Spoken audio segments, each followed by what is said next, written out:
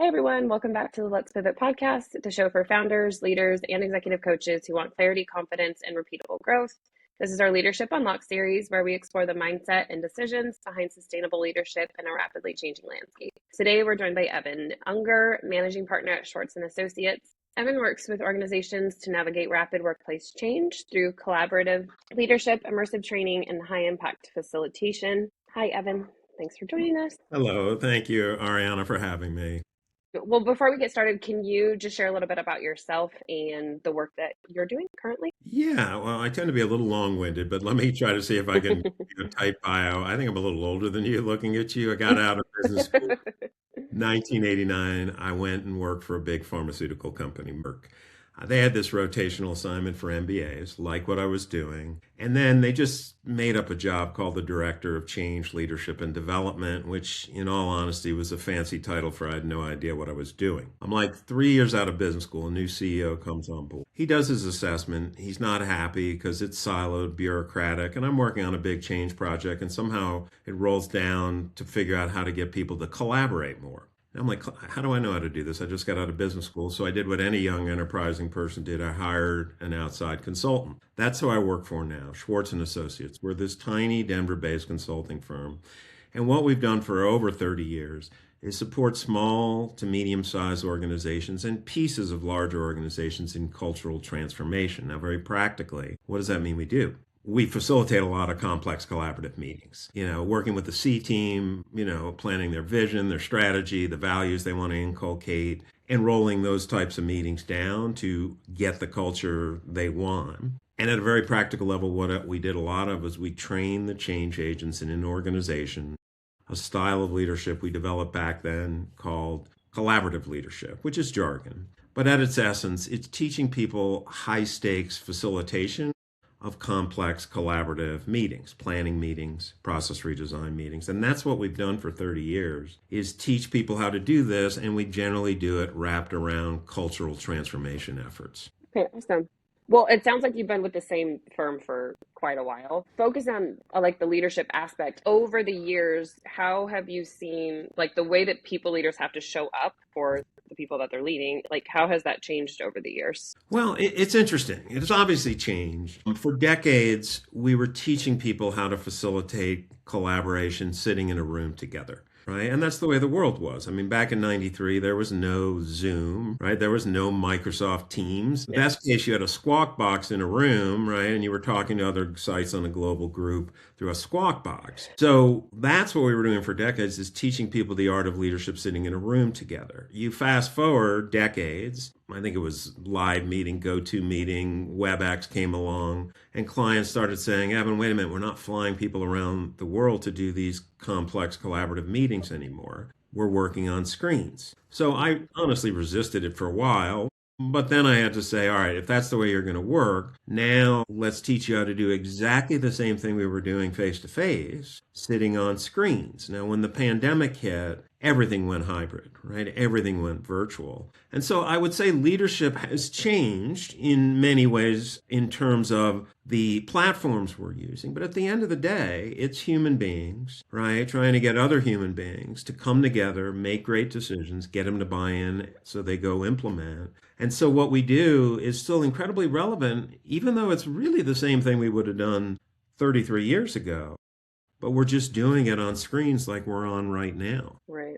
Well, what would you say like is something within your process? Like, is there a specific system that you've implemented? Is there a specific change that you can pinpoint that, people had to, something that they had to do differently when they're doing this complex work, but they're doing it not in the room together? Well, look, we're teaching the fundamentals, the 101, if you will, of how to get groups to collaborate, how to facilitate conversations, how to hold space. Now, for 30 years, Ari and I have been asking clients two questions. The first question is always, how many meetings are going to take place in your organization today? And of course, that's going to vary based on the size of an organization. Merck, where I work, they had 70,000 people, I think, when I was there years ago. They probably had 200,000 meetings in a single day.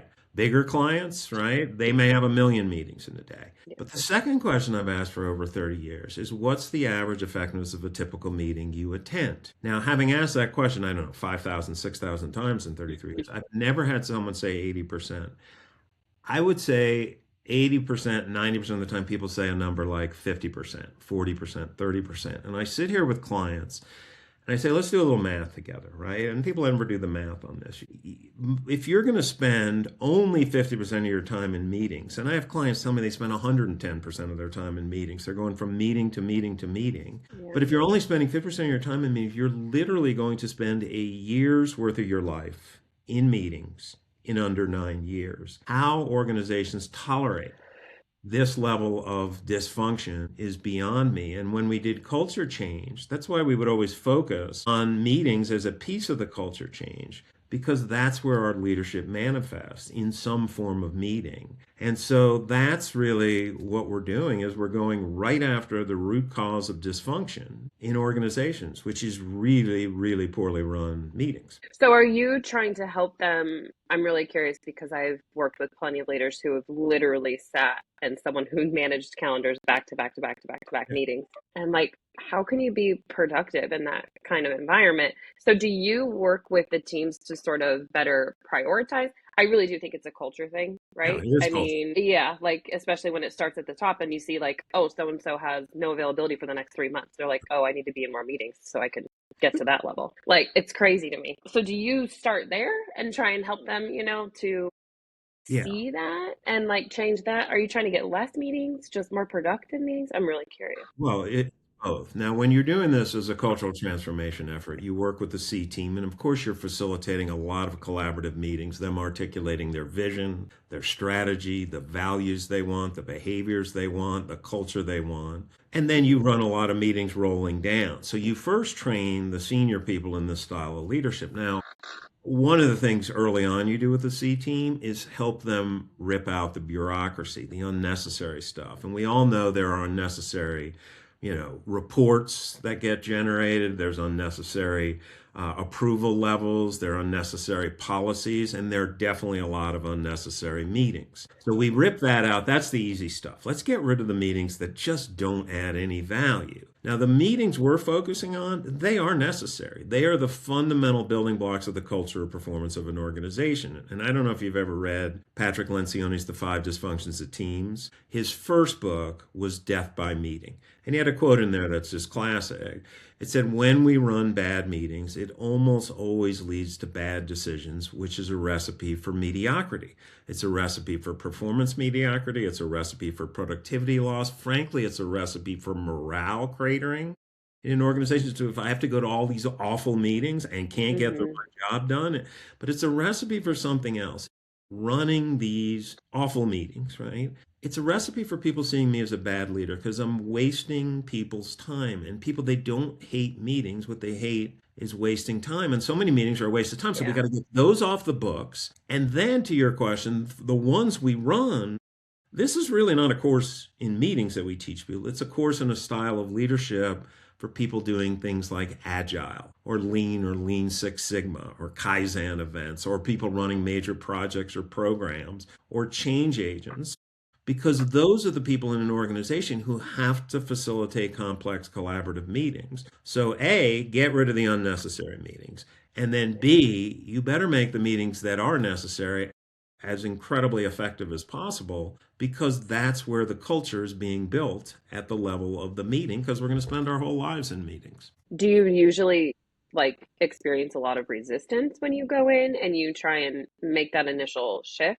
Are they open to it? Like, what do you normally see? Well, look, resistance, people don't want to take time to do things, right? I mean, in this day and age, we're trying to really change a fundamental style of leadership, and it takes time, right? And we run a 4-day program, and in this day and age, people are like, 4-day program, I don't have 4 hours to attend. Right. What people want in this day and age are a bunch of videos to watch, like self-paced learning, LinkedIn learning series. And I have clients all the time. They'll come in and watch the 4th day of our workshop, which is all practice, coaching, feedback. And I'll debrief with them. And if they're running a group doing Agile or Lean Six Sigma, they're going to say, Evan, this is awesome. I want all my leaders to do this, to know how to do this. And I'll say, great, let's sign them up. We'll get them in here. And then many of them will quickly backpedal and say, but Evan, I can't take them offline for this much time. And I'll say, but wait a minute. You just told me you're going to run 200,000 meetings today at 40% effectiveness. Even if we got incremental improvement, you get a massive return on investment. And then they'll backpedal and say, I just get me a bunch of videos my people can watch when they have time. And I always say, I'm not interested. Go find someone else going to waste your time and money. And some clients find that rather abrupt. They're like, Evan, the client's always right. I'm like, you're not right. And you absolutely know you're not right. And they say, what do you mean? And I say, did you have kids who learn to drive? And they're like, yeah, of course. And I'll say, let me ask you a question. Would you have let your children go watch 10 videos on how to drive and then say, great, you watch the videos, take the car keys, or 10 videos on how to swim and say, all right, you watch 10 videos on how to swim, Throw them in a pool. and see what. Nobody would ever do that. But in this day and age, we want to pretend we learn by watching things, listening things. We all know it doesn't. If you want real change, it requires practice, coaching, feedback. So yes, is there resistance? There's always resistance. But the reason people have loved the program for 33 years, it's the pragmatics of getting groups to collaborate, to make the best decision, get people to buy in so they go implement. So once we run it, there's no resistance. People are like, this is the fundamentals, and that's what we're teaching people, a style of leadership that is fundamental to change and transformation. How do you, like when people initially resist, right? Like when they're a new client, how do you, because a lot of people want to see some sort of ROI, right? They want to see like, oh, what are the numbers? How are you going to, and I know that that's always an issue in, the coaching space because it's really hard to show the exact dollar amount that like culture change or whatever. Like, do you track the number of meetings? Like, do you have a way to track that and put it into numbers for people, or how have you learned to sort of present that? It's very hard, right? Because the honest Yeah. truth is with any training, right? People go off to trainings and the go-getters learn things and they'll immediately apply it, right? Because they'll be able to say, this is great. The reason we would always not want to offer this program as a training program is for the very reason is if you don't begin training enough people where they change the culture and they start giving feedback and coaching, then people go to training and it doesn't get applied. Now, we rely on the internal learning and development functions to do the metrics you're talking about. Now, it's fairly Internal to the organization, yes, like their internal team. yes, Okay. because we're a tiny firm, right? Yeah. Now, I did come across someone who was using AI to do all this metrics after the fact and seeing who applied, where there was behavior change. But to your question, it is a very hard thing to do. If you ask Yeah. me, can I show you the data? I'd probably say no. Can I put you in touch with people who are going to tell you it was an incredible use of people's Yeah. time? Yes, but it is very hard to measure the effectiveness of any training, which is why my belief has always been you should be wrapping leadership development around real change initiatives, real strategy projects. So you're training them while they're trying to implement things That makes that sense. will deliver value to the business rather than just run training programs per se. Right. Just like at an organizational level, it's more targeted, like around a specific, like you were saying, sort of, yeah. If they're running a specific program, it's probably easier, especially if they've tried to implement it in the past, or they can say like go to market time, was shorter than we projected, or Right. And when we would work with the senior team, we would immediately identify major, if you will, action projects that were Mhm. fundamental in their strategy. We'd form teams around that. We'd run action learning processes where those teams were responsible for driving real project, real initiatives. And we Okay. train those teams in this style of leadership because these are change agent skills in many ways. They're not meetings Yeah. help your meetings, but these are consulting skills to be a good consultant. These are change agent skills. When you do training, I've always believed to do it well, you wrap it around real transformation and running real projects rather than sending people off to training, sheep dipping them, and then having them come back in the culture that doesn't do any of those things. And Right. so that's always my belief. That was the way I was trained in a sort of an action learning philosophy of leadership development. Yeah. Yeah. I think it's hard if you're just training, like you said, specific people, and then you put them back into the same environment that's sort of created, right? Like the style or whatever of leadership that they have. Have you noticed any significant changes in like the client expectations over the last year? Or even, I mean, I don't know if like since COVID, that's kind of a long time, but I know that you made a change in your approach.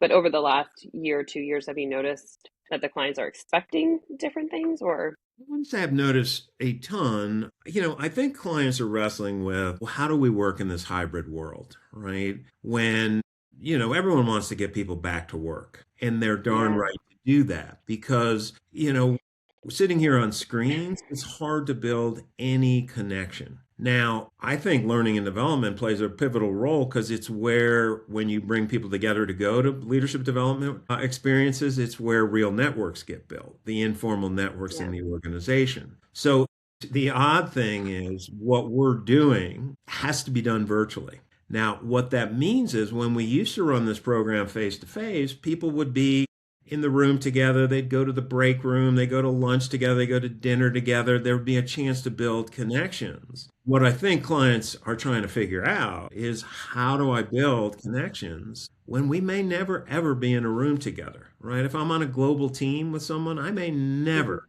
be there. But I think organizations are right to want to get people back to work together because there's so much lost when we're not able to have an informal conversation with people. And on our programs, when we take breaks Yeah. in their house, they never talk to anyone. And then we start again. Right. Yeah. I know that's interesting because I've planned, like previously, I've planned, like large meetings, sites, whatever they're called, for global teams. And I would always be sitting there like, this is so much money. Like, are we getting that much value when we bring all of these people together? That was always like for me, I'm like, I wonder how much of a benefit, like at what point do you say, yeah, it's worth it? Or is it just really for like the culture and the morale of the team to get to see each other and have those connections, like making them happier where they work, getting to know their coworkers at like more of a personal level? Do you see that as like the benefit? Yeah. Well, I mean, another thing hard to measure, right? It'd be very hard to measure Very because hard. you do the Yeah. money. I mean, when I used to work at Merck, I mean, I go back a ways. We used to fly people around the world for, probably like 50 executives for a 3-day meeting. You do the math on that and the salaries and renting the facility, that's the cheapest thing. And so, but I think that's why I would always want to bring people in around real business projects because at least they're Right. transacting the real business of trying to move things forward with whatever strategy they're trying to implement. But that's again a very hard thing to measure, right? But I think intuitively we realize those informal networks, the ability to know things about people, they have kids, the commonality allows us to have more honest dialogue. And living here on screens, and let alone texting and these things, the other things we use to communicate, Slack, the dialogue is much coarser. Because when I don't know you as a human being, I'm likely to be much more abrupt, curt than I would be if I was sitting in a room with you. Because I'm also losing so many nonverbal cues Yeah. for what's happening below, your clavicle.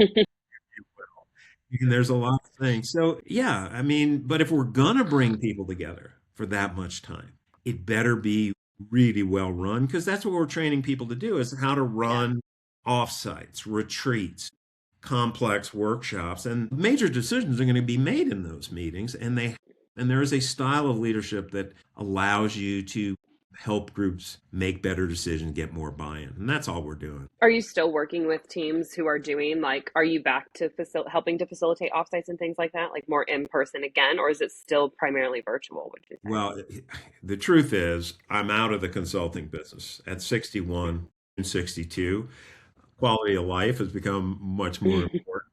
So all we do now is train people in this virtual style of Okay. facilitation. I'm no longer running facilitated meetings. I'm Yeah. training others how to do it. It's more rewarding, it's more enjoyable.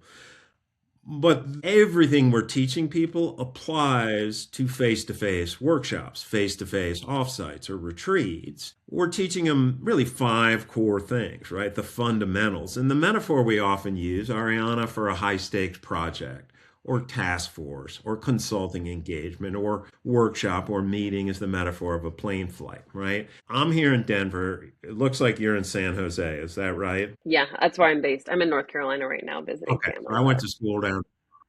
But if let's say I'm coming to visit you in San Jose, right? 3 parts to that flight. Takeoff, right? Which doesn't take a lot of time. The time they hit the jets to wheels up, I time it every time. It's usually about 37 to 42 seconds from the time they hit the jets on the tarmac to wheels up. If it doesn't go well, we're all dead, metaphorically. right? Now, the bulk of the journey is flying from Denver's airspace to San Jose airspace. That's where we spend the time is executing the project, executing the meeting, the flight itself. The second place we get plane crashes is on landing. So we're teaching people the five fundamentals. Now, for your listeners, there's a model we teach. All this sounds so obvious. But most meetings should not be allowed to get onto the tarmac because the leader hasn't thought through the fundamental questions that merit you allowing to take people's time. We teach a model called the POPR model. It's just an acronym. The first P stands for purpose, the O stands for objective, the second P stands for process, the R stands for roles, and the A stands for agreements. Most people never answer the first two questions. Why are we doing things? What's the purpose of the meeting? And what's all the context around that? And what are we trying to get done? But they'll bring people together without any clarity why they're doing things and what they're trying to do, which means they're guaranteed to waste people's time. Because if I don't know I'm trying to get to San Jose, I'm going to end up down in LAX and Los Angeles because and I can't design the flight plan, the process. And that's the other thing we're teaching them, the art of how to hold space, the tools and techniques for how to engage all voices. But if I don't know the why and the what, the destination, there's no way I can design a good process or flight plan. If I don't know the why and what, I can't think through who should be at the meeting, really. And just as importantly, who should not be there. And what are the roles I need? And who's the key decision maker? And then the A in that model are the agreements, which is how do we need to interact? And one of the key agreements is what are we going to do if we can't reach consensus? Who's deciding? And so that's the first of the five core things. And if people just stop going to meetings where the leader can't tell them why they're having the meeting, what they're trying to get done, show me an agenda, tell me my role there, don't go to their meeting. You're going to they're going to waste your time. Now, obviously there's realpolitik. If your boss's boss's boss calls the meeting, you're going to go.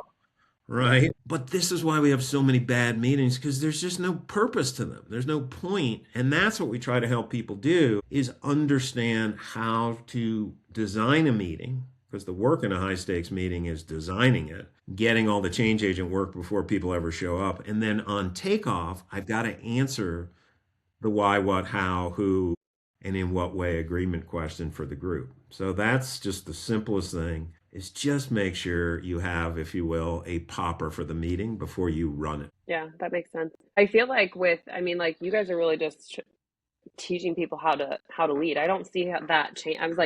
I always like to ask people, like, do you see any changes coming? Like as you look ahead to 2026, have you seen things progressing? But I don't know, like, do you see anything changing for you guys in the field? Like in the way that you coach? Well, no. I guess that you're always evolving, but not anything. We're always evolving, but human beings are human beings. Now, AIs, and you probably have a lot more expertise in that arena than I do. Certainly, Microsoft has Copilot, right? Which can be that administrative assistant, tracking things, capturing the dialogue. I mean, it's amazing. And my guess is we're going to see more and more AI-supported decision-making in meetings, right? So that's likely to be there. Now, there will still be human beings because I have to make decisions based on values, based on ethics. But I think what's going to change is you're going to see all sorts of business intelligence systems driven by AI in the meetings to do scenario planning. Right. But there'll still be a role for facilitating the conversation of the humans who are then using the AIs to help them make better decisions. Right. If you don't have the conversation, the AI has nothing to work with. Right. Yeah. Like if the humans in the room don't, Yeah, I mean, don't talk about the issues. Yeah, I mean, and so in many ways, leadership, I mean, it sounds weird, but for 33 years, at the end of the day, when I bring a group of other experts together, it's my job to tap the full expertise of the group, make sure we're hearing from everyone. I don't know if you've ever heard the agile term HIPPO decision making, which is an acronym. It stands for the highest paid person's opinion, is the HIPPO. And we've all been in those meetings where it's often a middle-aged white guy like me, senior vice president, fiery red driving style, speaking English his native tongue, thinks he's the smartest person in the room or on the screen, scares everyone. No one says a word. When it can often be that most junior person. Maybe they're a person of color, maybe they're introverted, maybe they're speaking English as a second or third language, but they're junior, but they're closest to the work And whoever's leading the conversation and the collaboration doesn't know how to hold space for those voices because those voices could help the hippo, the senior person who may well be the ultimate decision Totally. maker, make a better decision.